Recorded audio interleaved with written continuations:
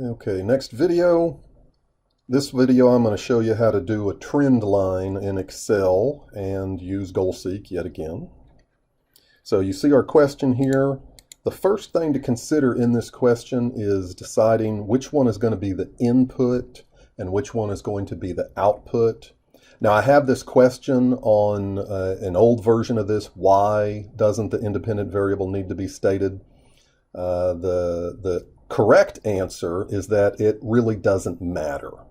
So depending on what you choose to be your input or independent variable, it will only change the nature of some of the answers. So the marginal cost, the slope, the fixed cost. So I interpreted this as the quantity being manufactured determines the price it costs to manufacture them. So if you interpret it differently, the cost determines the quantity, then your trend line will be different. Sometimes it's obvious and sometimes there's a little bit of ambiguity. There might be some ambiguity here.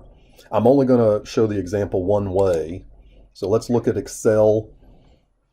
And part of Excel in creating the trend line is that when you only have 2 points of data like we have here, it's better to type it in as rows. So my first row is my input, the quantity of the Raptorians, and the second row is the output, the cost that it costs to manufacture that quantity. If you type this 2 by 2 as columns, Excel gets confused. So I highly recommend that you type a 2 by 2 as rows like this. You can see my other tables, for example, 2 down here are columns. Just be aware of the weirdness. And okay, so I'm going to walk you through. You can see my completed chart here. So create a trend line, highlight the data, insert tab, and our scatter plot again, and just the dots. And you can see our basic one here without any information. So on the right, there's a green plus. Click it. We want the axis titles to type things in. So you can see my chart title, cost of miniature Raptorians, type something in. Click the box, type. Axis title for the vertical axis, that's the output. Change it. Axis title for the horizontal, that's the input. Change it to something appropriate. It doesn't have to be exactly what I do. Try to include the units. If our daily quantity was dozens or something, you'd want to put that there. Our daily cost is dollars. We need that information. Okay, so we want to put the trend line on there. So go back to the green plus. And there are different ways of doing this. This is just one way. And we want the trend line. Do not click it. Click the arrow. And then go to More Options. And you get a pop-up. It defaults to linear, but we are going to do some of these other ones, exponential and polynomial. You'll have to change those, but for now, just keep it at linear. Down at the bottom of that, we want to display the equation. And we don't need to display the r squared. We might in the future, but since there's only 2 points, it's going to be 1. So we just want to see the equation. And so I'm going to close that window. So you'll notice that mine has 4 decimal places. So I'm going to show you how to change that. So that window that has the equation in it, right-click it. And you'll see Format Trend Line Label.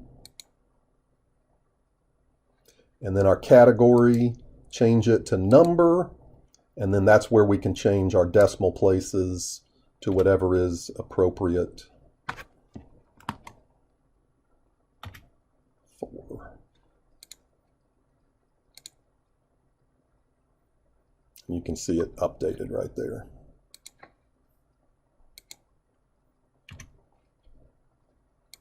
Okay, so let's go back and answer some of the questions that we need to at the beginning. So the cost function, there we go. That's right off of Excel. Just like the previous examples, I'm defining those variables. X, in my case, is the quantity, the daily number, and the capital C of X is the total cost in dollars. And then part B, what is the marginal cost? That's another word for the slope. Just wrote it right there. Explain what that means as a rate of change. So we've got, when manufacturing, the quantities that we're given, because this data isn't based on 0 to 1,000. So 27 to 41, the output, total daily cost, is the number's positive, so that's increasing the actual number per input. Okay, and the fixed cost is the y-intercept. So that's when the input is 0. When we manufacture 0 Raptorians, we have this cost all the time. So both of those numbers for B and D are straight off the trend line. So part E and F are more Excel things. And this is where, never mind. I was going to say something I forgot. So use the model total cost when you manufacture 32. So let's look at Excel. So there's my 32. That's the quantity. The cost, I just typed in that formula right off the Excel trend line.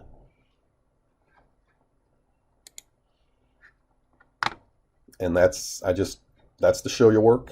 That's all you need to do. Doesn't say explain or interpret or anything. So the next one, if the cost is this, then how many are manufactured? That's another goal seek. We're told the output. We're asked to find the input. So there's my equation, set equal to. I need that. I goal seek to find the answer. My input value, I need all of that information to make sure any mistakes. So again, I didn't have the input here, but you would have a 0. I'll walk through it. A 0 there for my input. And that again confirms the output.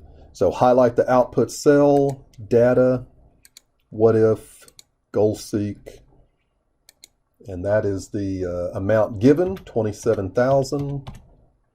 And the changing cell is the cell reference in this case, the B17. Click OK.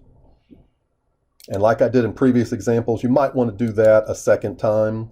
But anyways, I can tell, because it's linear that I don't, anyways.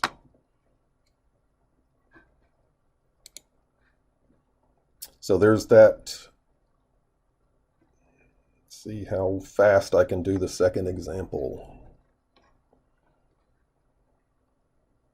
Okay, this example has a table of values. And you can see it's displayed on the file, the Word file, as rows. So you could type it in as rows, but I typed it in as columns. Doesn't matter. Sometimes the rows get too long and go off the page. So I'll walk through the same process of creating the trend line. Highlight the data. And go to Insert for the scatter plot. Click the dots. And click the one that just has dots. Don't connect them with anything. And same as before, you want to add the titles. So green plus, axis titles right there. Click the box, type something in. The trend line, go down to the bottom, the arrow on the right. And then more options. And then again, it defaults to linear, so we're good. And we want to display the equation. We can display the r squared. We're not really interested in it. But because we've got multiple data points and not 2, it is going to be a different number, not perfect, like that. And let's walk through changing the decimal places again. So you can see that first one got 4 decimals automatically, but my y-intercept does not. So right-click the box with the trend line, format trend line label, change the category to number. Change the decimal places to enough. And there you go. So let's get rid of that. Okay, so there's the equation. There's my model function. So part A, and I've defined those variables again. Part B, what does the slope mean? So we've got a big old table of values, so I'm not going to say from 25 to 52 or something like that, because it is based on all of those points and not start to finish, not start and finish. So the output is, the slope is positive, so increasing the actual amount per single input. There we go. Part C, y-intercept, what does it mean? Does it make any sense? When there are 0 acres to graze, Raptorians produce a negative amount of dung. That does not make any sense at all. And then part D and E, predict the given area. What are the residuals? We're not actually doing residuals anymore in part F. Let's go back to Excel. So part D, I just created a new column with my formula typed in.